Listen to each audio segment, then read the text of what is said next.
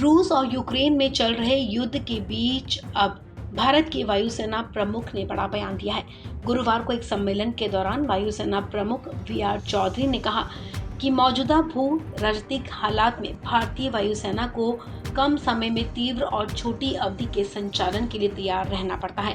Air chief marshal Chaudhary ने कहा कि बल को छोटी अवधि के युद्धों और पूर्वी लद्दाख जैसे लंबे समय तक चलने वाले गतिरोध से निपटने के लिए तैयार रहने की जरूरत होगी। उन्होंने कहा कि भारतीय वायुसेना के हाल ही के अनुभव और भू राजनीतिक परिदृश्य हमें हर वक्त अभियानगत और साजो सामान की दृष्टि से तैयार रहने की जरूरत पर जोर देते हैं।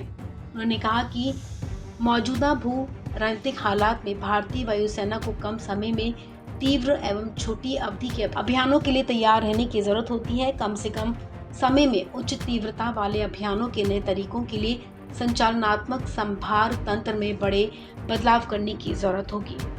In the force, space and time continuum, there would be a need for us to prepare for short, swift wars, as well as be ready for a long-drawn standoff, akin to what we are seeing right now in eastern Ladakh. There will be a need to cater for resources bridging and transportation for both these contingencies.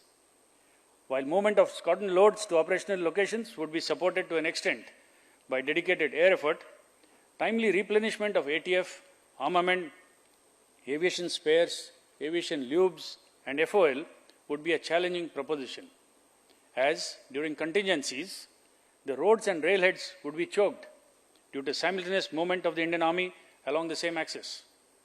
Towards this, we need to formalize an integrated roll and rail management plan and explore the feasibility of increased containerization and use of civilian wide-bodied aircraft. उत्तरी सीमाओं पर भारत की सुरक्षा चुनौतियों पर air chief marshal Chaudhary ने कहा कि भारतीय वायुसेना को सभी संभावित सुरक्षा चुनौतियों के लिए तैयार रहने की जरूरत है।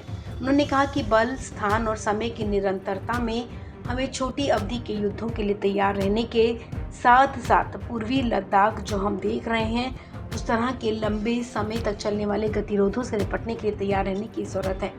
एयर चीफ मार्शल ने कहा कि साजो सामान को देश की आर्थिक प्रगति के लिए एक महत्वपूर्ण माध्यम के रूप में चुना गया है। उन्होंने कहा कि व्यापार करने में सुगमता लाने और भारतीय आपूर्ति श्रृंखलाओं को विश्व स्तर पर प्रतिस्पर्धा बनाने के लिए इसे एक महत्वपूर्ण घटक के रूप में पहचाना गया है। इस खबर में फिलहाल इतना ही। तमाम अपडेट्स के लिए आप बने रहें वन इंडिया हिंदी के साथ।